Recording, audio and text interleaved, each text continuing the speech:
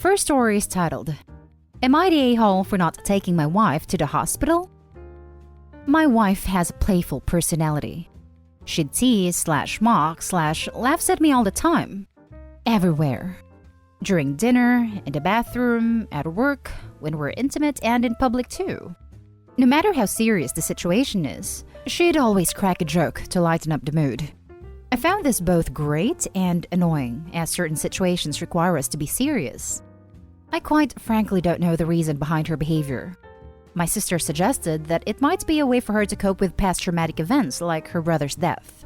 He passed away before we met, and understand how hard this is.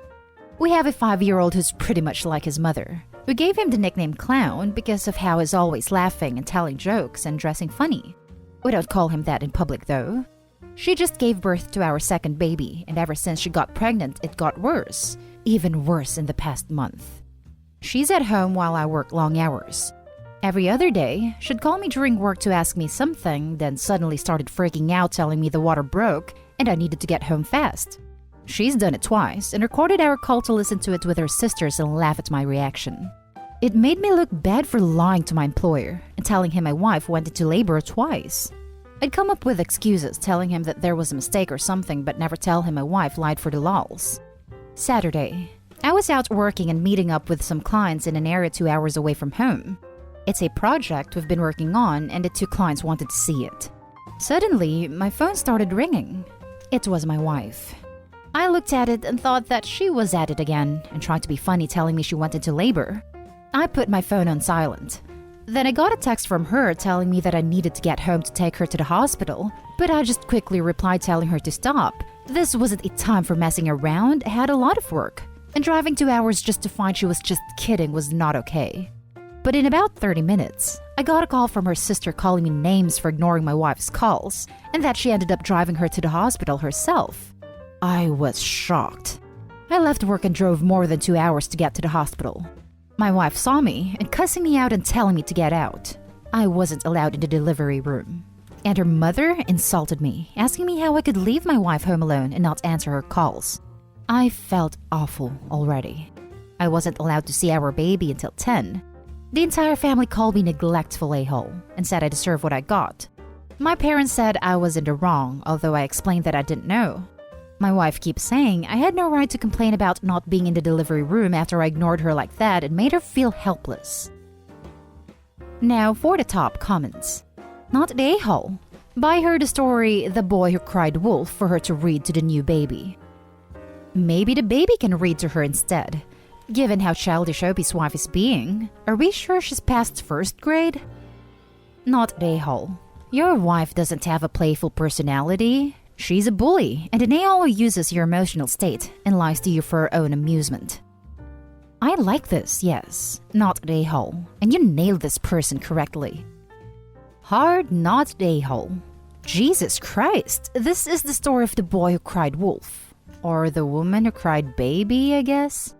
This was entirely an incident of her own making. It is her fault.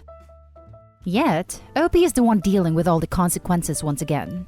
Opie just missed the birth of his child because of her actions. I'd be freaking livid with her. Opie's income, I imagine their joint income as she's just had a baby, was threatened repeatedly by her lies. All to humiliate her husband for her own amusement as a bully. Honestly, at this point I want to fight fire with fire and have Opie tell his wife that he lost his job because of his wife's BS pranks. Tell wife that his boss told him that if it was another false alarm, he was losing his job, and when he left to go to the hospital to see her, he did lose his job. See how funny she finds it losing her income when she has a newborn because of her actions. Now for the next story. Am I the a-hole if I don't allow my son in family photos? I, 30 female, have been together with my husband, 30 male, for 15 years and have been married for 7 years. We have had 2 instances where I have been excluded from family photos. The first time was when we were engaged and my husband's grandmother, 73 female, wanted to take photos of everyone for the holidays. When I situated myself next to my then fiancé, she said, "Let's take some photos of the biological family first." What followed was 30 minutes of different arrangements of family members while I sat off to the side because I was the only non-biological grandchild there.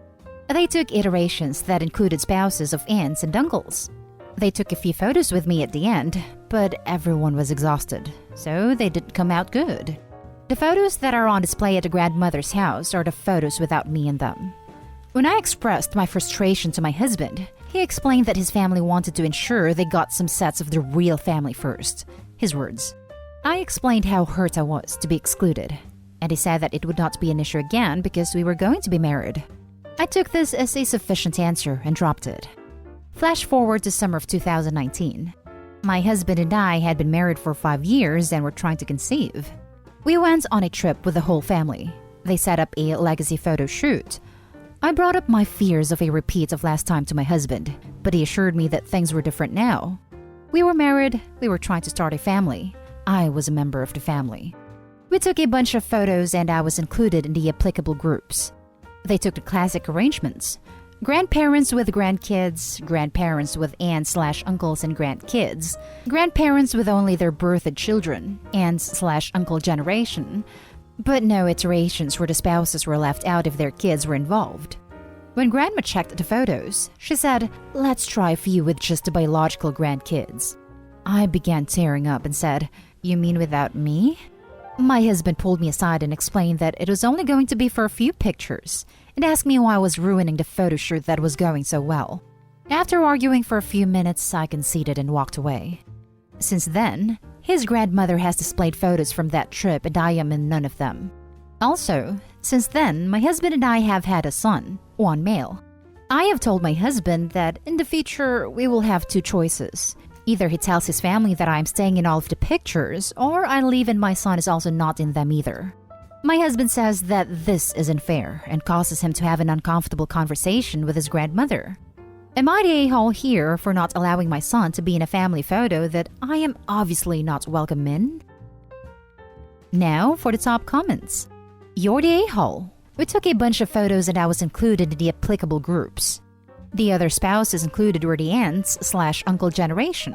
I am the first spouse in the grandkids generation. Paraphrased from a reply from Opie. They were taking photos of the biological grandkids. You were not a biological grandkid. I'm sure that when they take pictures of the first great-grandkids, you will be in the applicable pictures as you already have been. You are attempting to assert yourself into a position you don't hold. Maybe grandma doesn't like you, maybe not. Maybe if you took a step back and examined your behavior to see if making things about you, when they aren't, is a pattern that may push her away, or maybe she is in fact the a-hole. But from what I'm reading here, I gotta read it as you're the a-hole.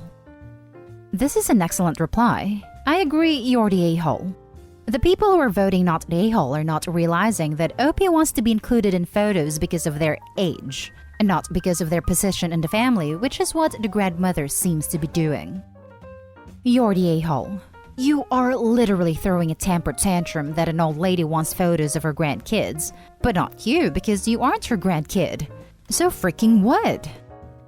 Why Opie would want to be in the picture of the biological grandkids is beyond me. You're not a grandkid. None of the grandkids' parents were in the pictures. And who obsesses about the pictures displayed in other people's houses?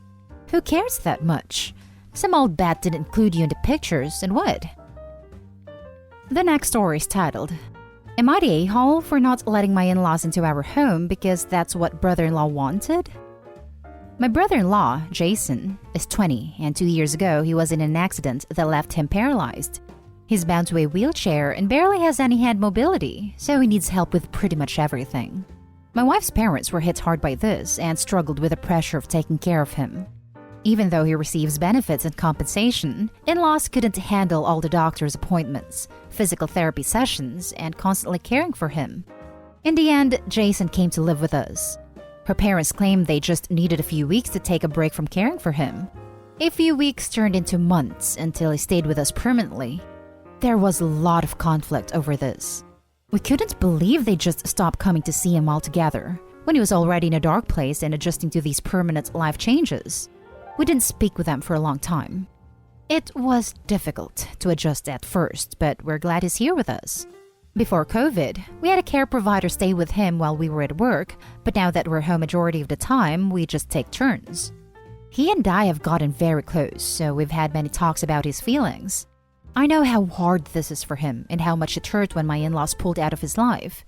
We haven't had any contact with them at all in over a year. Well, as it turns out, they want to see him again. My wife told me this could be the chance to finally get the family back together and to make amends. She's talked this over with Jason, but he wants nothing to do with them. He's made it clear he doesn't want to see them, but she insists it's important they all talk. Today, they showed up unexpectedly when my wife was out.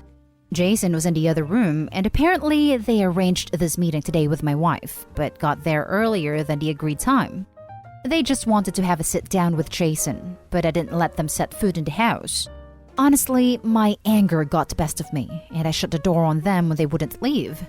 I told Jason they were here. He didn't want to speak with them. They left after 10 minutes. When my wife got home, she was furious. She knows what they did was bad, but this was the chance to make it better, and Jason doesn't know what's best for himself because he's still upset about what they did. We went back and forth on this. She said closing the door on them and refusing to let them see Jason was an a-hole move, but I feel his wishes should be respected. However, she says his feelings on this are obviously clouded because of what happened, and I prevented him from reconnecting with them in order to move on from the pain. So, I'm not sure, was I an a-hole here? Not the a-hole. Your brother-in-law absolutely doesn't know what's best for his own emotional well-being. He shouldn't be forced to clear the air until he wants to do so. I completely agree, and I hope he needs to have a serious conversation with his wife about her priorities. This was a planned ambush on her brother, and she was in on it. Not the a-hole. As someone with mobility issues from a spinal injury and headed for a wheelchair, I would be horrified by being trapped in that situation if no one listened to me. You did Jason a solid here by respecting his wishes. It's not like he could just leave. They wanted a captive audience regardless of him and his feelings. It's completely disrespectful. Not the a-hole. It seems like out of everyone, you are the only one who actually cares about Jason and his feelings. Everyone else just wants what's best for themselves, including your wife. I understand she wants her family back together, but this is not the way to do that. Her parents made their choice, and now they must live with the consequences. It's understandable that they couldn't take care of him, obviously being elderly. But to completely stop seeing him after a life-altering accident, they are a-holes for that. If Jason chooses to never see them, that is his choice, not theirs, and certainly not your wife. She's being completely selfish. Jason is lucky to have you in his corner. I think you made a right choice to slam the door on them. Now they know how it feels to shut someone off. They had a nurse helping them with all the heavy stuff. It was just that they were having a hard time adjusting to all the new changes. And yes, I get it takes time for something like this to become your new normal, but certainly not impossible. Now for the last story. Am I the a-hole / are we the a-hole for not letting my boyfriend's mom put animals in our farm?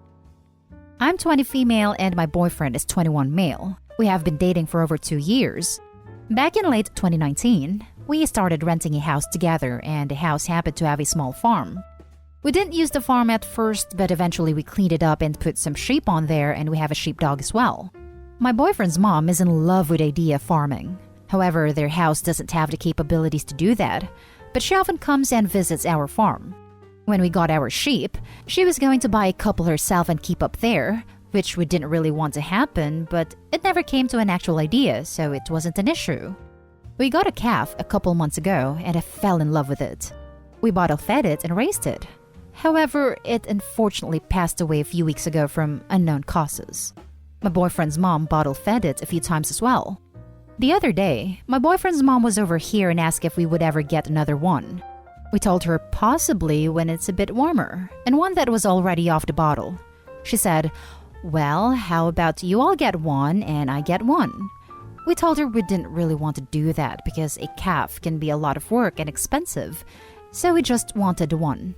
She got upset and said, "I will take care of it." And we said, "You're going to come up here every day and feed it and come in the middle of the night if it gets sick, etc." She got really quiet, and that was the end of it.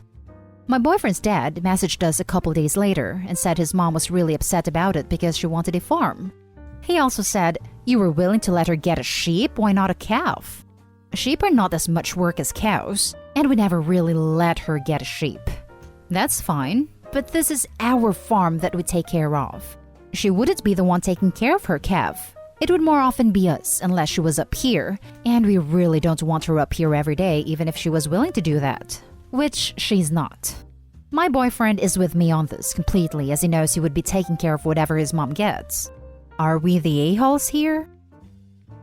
Now for the top comments. Not the a-hole. Seriously? She should be on her husband's butt about moving and getting a farm so much. Or be content with admiring your farm animals, for which I'm sure she can always visit on a sensible manner.